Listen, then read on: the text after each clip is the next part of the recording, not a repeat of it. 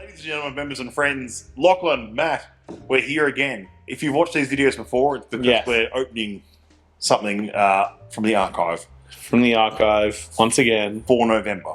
Yeah. This is a special month this month. It's a very special month. Yeah. Now, it's special for a few reasons. November is our big festive issue of Outturn. It's the Outturn where we have so many offerings for the festive season to fill your cupboards, fill your stockings full of whiskey for Christmas. And so we talked about this in March. I was going to say, like Feb, March. We're like, oh, what are we doing in November? Like, we're planning out the year of archive releases. And you suggested this one, and I think you said to me, "We just got to get it past Jules, and then we'll get it on the table." I had to get approval from Brooke and Jules to get this one opened, and we've built an event around it as well for celebrating something very special this year as well, which is 100 years of Japanese whiskey. 100 years of Japanese whiskey, 1923, 2023. 100 years of Suntory. A very cool event that you're hosting here with it. Yeah. That's very exciting. So unfortunately, half the bottle goes to that, but the other half goes to the bar.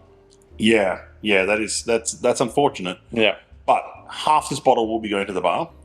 Do you want to do the reveal of what this is? Yes. Before we even open it? Or this is something really exciting for me, because being reunited with the whiskey, as you well know, is very, very... very special to me. So when I first started working in whiskey, this was just released. Yep. As well. When I actually first met you as well. And I drank way too much of this, I think, at that point in time, without realizing what it was. And it's really nice to see it back again. So this is the 119.14, or it's 14 if you're nasty. Yep. If you're nasty.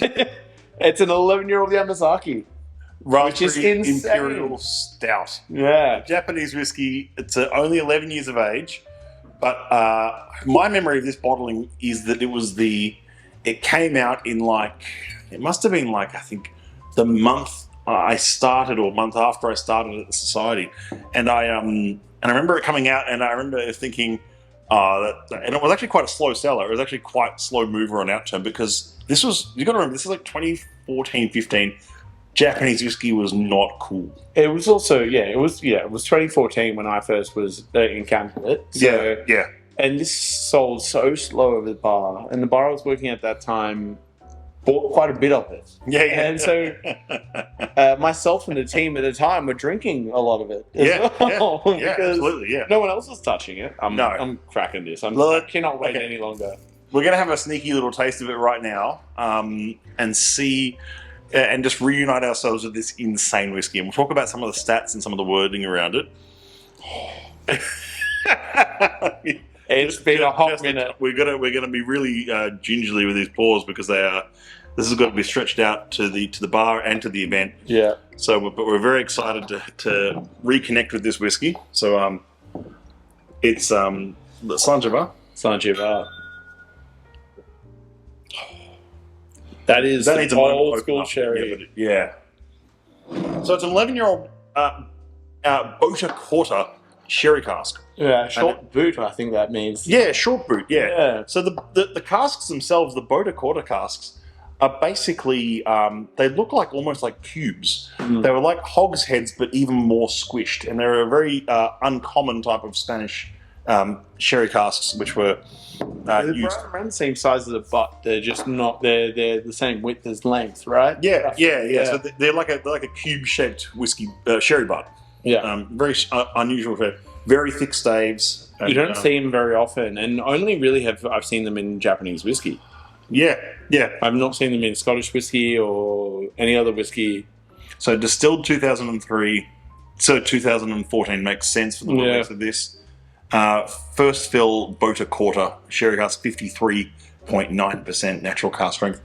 First of all, can we just take a moment to appreciate how rare it is to find, obviously, well-aged spirit from this distillery, but independently bottled spirit from this distillery. It hasn't been independently bottled pretty much since this. Yeah, exactly.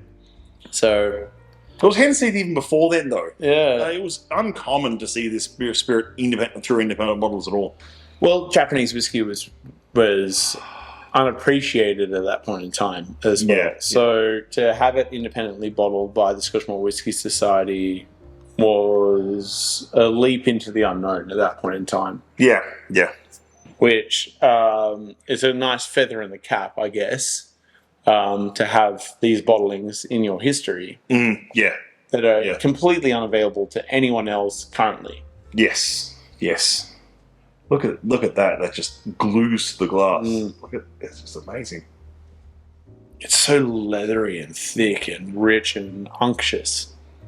It's starting to open up a bit now, and I'm getting like coffee grounds, Yeah. like the fresh coffee grounds. Dark chocolate coated blueberries. Yep. Alex was eating them the other night.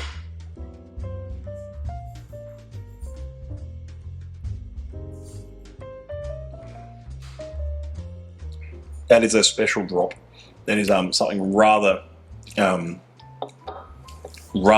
that we're going to be experiencing for November outturn here. It's just as good as I remember. It's incredible. Yeah. To be reunited with these whiskies that have had this special place in our life, you know?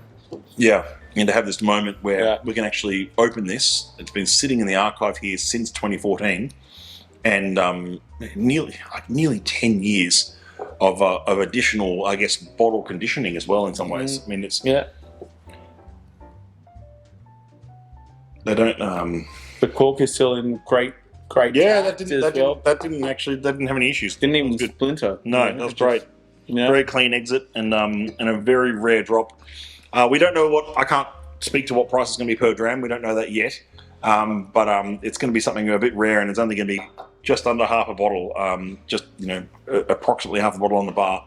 Yeah. Come this On the week of outturn release on the Tuesday night, it'll be on the bar.